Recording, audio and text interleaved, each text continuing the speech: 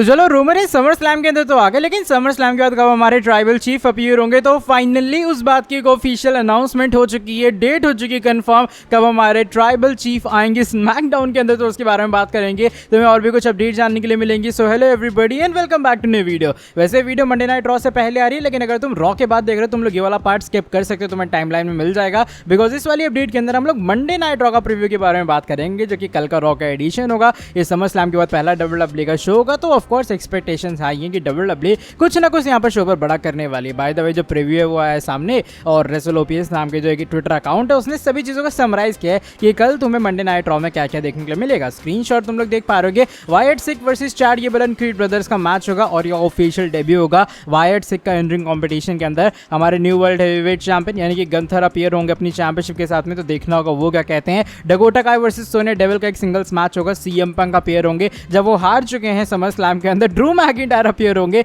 जब उन्होंने CM Punk को हराया समर स्लैम के अंदर। शेमस वर्सेस लुडविग काइजर का भी होगा एक singles match. New Day versus Authors of Pain, और दूसरी तरफ Awesome Truth versus Grayson Waller and Austin Theory. ये कुछ मैचेस भी WWE वालों ने अनाउंस कर दिए। तो कल का मंडे नाइट रॉ का शो देखा जाए मैचेस के हिसाब से ऑलरेडी एक जाम पैक्ड है, यानी कि WWE ने अर्ली ही बहुत सारी चीजें अनाउंस कर दी हैं। बाकी लेट्स सी क्या होता है आने वाले टाइम के अंदर, लेकिन ये कुछ मंडे नाइट रॉ का प्रीव्यू एंड आई होप तुम लोग एक्साइटेड होगे मंडे नाइट रॉ के लिए। बात हमारे करते हैं farmer world heavyweight champion the Archer of infamy Damien priest के बारे में। देखो जो मर्जी को, डेमियन प्रीस्ट का जो वर्ल्ड टाइटल रन है वो शुरुआत बहुत वाहियात तरीके से हुआ, लगा नहीं भाई डेमियन प्रीस्ट जीत गया, ये हो गया वो हो गया, लेकिन जिस तरीके से बंदे ने अपनी चैंपियनशिप को कैरी किया, जिस तरीके से जजमेंट डे की चीज़ों ने अपना पूरा कहते हैं ना फंक्शन किया है मंडे नाइट रॉ के अंदर, तो वो काबिल तारीफ है मेरे हिसाब से। एंड डेमियन प्रीस्ट के फॉर्मर वर्ल्ड चैंपियन के बाद अब WWE जो है वो इंटरनल लिस्ट के अंदर डेमियन प्रीस्ट को एज बेबी फेस कंसीडर कर रही है, यानी कि अब वो हील नहीं रहे हैं। अब WWE ने उन्हें इंटरनल लिस्ट में बेबी फेस कंसीडर कर दिया है। ऑलरेडी इनके साथ में रिया रिप्ले जो है जब उन्होंने कम बैक किया था उसके अगले दिन से ही WWE ने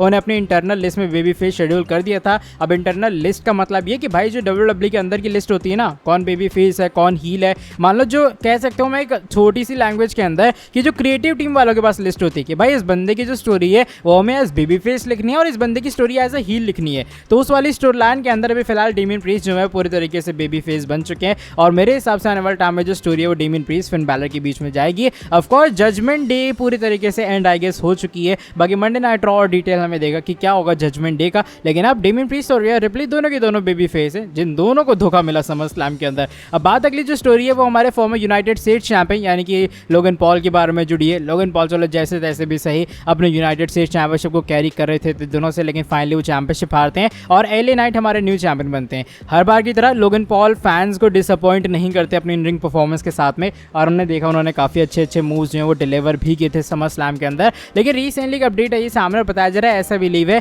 कि लोगन पॉल को कुछ टाइप की इंजरीज हुई हैं समर स्लैम के अंदर। अब वो इंजरीज किस टाइप की हैं, सीरियस है नहीं सीरियस है वो बात कंफर्म नहीं, लेकिन हाँ कुछ इंजरीज का छोटी मोटी इंजरीज भी जो कि हो सकती हैं उसका तो सफ़र करना पड़ा है लोगन पॉल को। ऑफकोर्स जिस तरीके से वो कम्पीट करते हैं, जितना वो रिस्क लेते हैं अपने कम्पीट करने के अंदर, तो उसमें इंजरी का रिस्क होता है, और लोगन पॉल को एक बार फिर से ये चीज़ हुई है। आई मीन लोगन पॉल के आगे जितने रिसेंट टाइम के मैचेस हैं उनमें तुम लोग ऑलमोस्ट सब चीज़ों में देख रहे हो कि लोगन पॉल को थोड़ी बहुत इंजरी हो जाती है, लेकिन ऑफकोर्स वो बंदा उस रिस्क को लेकर मैचेस डिलीवर करना जानता है। और हाँ लोगन पॉल ऐसे नहीं मैच में अगर इंजरी होगी तो वहीं रुक जाते हैं, वो बंदा पूरा मैच डिलीवर करता है, जो कि कूडोस है हमारे ऑफकोर्स लोगन पॉल को, यूट्यूब सेंसेशन को। बाकी लेट्स सी किस तरीके से अब लोगन पॉल को WWE बुक करते जब उनके पास यूनाइटेड स्टेट्स चैंपियनशिप जा चुकी है। इसके बाद अरे जो स्टोरी है वो जेकब फाटो के बारे में जुड़ी है। जेकब फाटो को लेकर भी काफ़ी कंसर्न चल रहा था समर स्लैम के बाद कि भाई जेकब को इंजरी हो गई है, जेकब सही है या फिर नहीं। फिर एक फोटो आई सामने, अगर तुम लोग चैनल के ऊपर एक्टिव होते तो तुम्हें पता होगा, उस फोटो के अंदर जो पैर के अंदर लगाते हैं ना पूरा ब्रेस टाइप का, तो वो लगा हुआ था जेकब फाटो के, तो लगा वो इंजरी में है।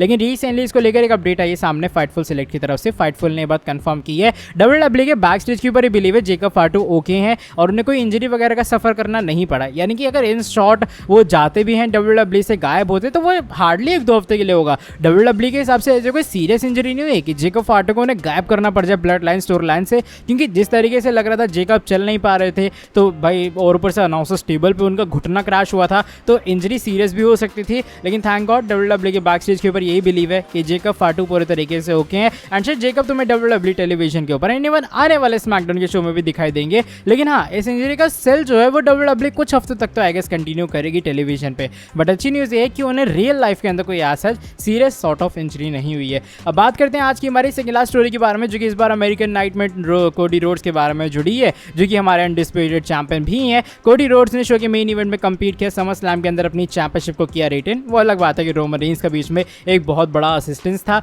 लेकिन हुआ क्या, रिसेंटली कुछ नंबर्स आए सामने और इनके अकॉर्डिंग जो कोडी रोड्स है वो ऑफकोर्स टॉप मर्चेंडाइज सेलर है समर स्लैम के पूरे, और जो सबसे ज़्यादा वेन्यू के अंदर कहते हैं ना मर्चेंडाइज बिकी है, या फिर जो पूरे वीकेंड में मर्चेंडाइज बिकी है वो सबसे ज़्यादा कोडी रोड्स की बिकी है। रोमन रेंस की बात रही तो रोमन रेंस ने कम बैक किया, ऑफकोर्स आते सर जैसी उनकी चैंपियनशिप रिलीज हुई तो बहुत ज़्यादा तगड़े तरीके से बिकी, लेकिन स्टिल जो रोमन रेंस है उन्होंने जो टॉप 3 वाली चीज़ है वो क्रॉस नहीं की, यानी कि टॉप 3 मर्चेंडाइज सेलर के अंदर रोमन रेंस नहीं आया समर स्लैम के। और एक ये बहुत सिली सी चीज़ है, बिकॉज रोमन रेंस आते भी कैसे यार, ये रिपोर्ट मुझे पता नहीं क्यों रोमन रेंस को लेकर बात कर रही थी, लेकिन रोमन रेंस तुम खुद सोचो आते कैसे, क्योंकि उस बंदे की जो मर्चेंडाइज है वो रिवील उसके रिटर्न के बाद हुई है। तो वेन्यू के अंदर अगर पहले ही लोगों को मर्चेंडाइज बेच दी जाती तो रोमन रेंस का पता नहीं लग जाता, लेकिन जो रिपोर्ट थी मुझे लगा तुम लोगों को पूरी बता देनी चाहिए। और कोडी रोड्स को कांग्रेचुलेशंस एक बार फिर से टॉप मर्चेंडाइज सेलर बनने के लिए। अब आज की जो हमारी नेक्स्ट एंड फाइनल स्टोरी है वो रोमन रेंस के फैंस के लिए एक ट्रीट से कम नहीं है, बिकॉज फाइनली हमारे ओरिजिनल ट्राइबल चीफ कब एक बार फिर से अपीयर होंगे WWE के अंदर,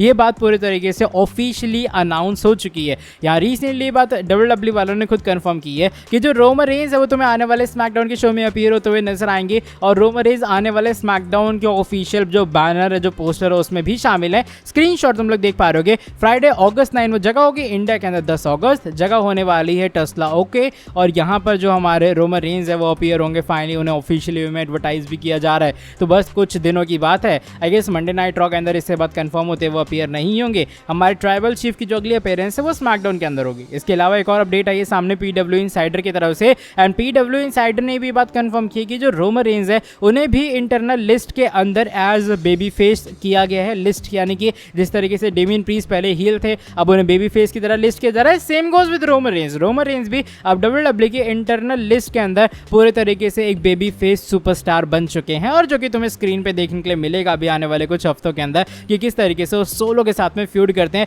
और वो ऑफकोर्स जो सोलो के साथ पूरा फ्यूड करने वाले हैं उसमें वो एक ऐसे सुपरस्टार तो नहीं बनेंगे जो कि विलन है, अब वो एक हीरो कैरेक्टर के अंदर आ चुके हैं। एंड तुम्हारा क्या रिएक्शन है रोमन रेंस के इस हीरोइक कैरेक्टर को लेकर? मुझे लग रहा है आने वाला स्मैकडाउन का शो ना ऑडियंस को यह बहुत एक्साइटेड कर देगा कि भाई रोमन रेंस का क्या रन होने वाला है इस बेबी फेस, या फिर हमें असलियत पता लग जाएगी कहीं ऐसा तो नहीं कि सिर्फ उनके रिटर्न ही कुछ ज़्यादा खतरनाक वाली हुई थी, और बाकी रोमन रेंस के बेबी फेस टर्न को लेकर चीज़ें जैसे मैंने कहा स्मैकडाउन के अंदर ही पता लगने वाले हैं। बस थोड़ा सा और वेट कर लो। अब इस वाली वीडियो को चलो मैं यहीं पर एंड कर रहा हूँ। वीडियो पसंद आई है वीडियो को नीचे लाइक कर देना, हर बार की तरह तुम्हें वही पुराना काम करना है, सब्सक्राइब कर देना है चैनल को और बेल नोटिफिकेशन को कर देना है ऑन। बाकी तुमसे मिलता हूँ आके अब मैं नेक्स्ट वीडियो के अंदर बहुत ज़्यादा जल्दी।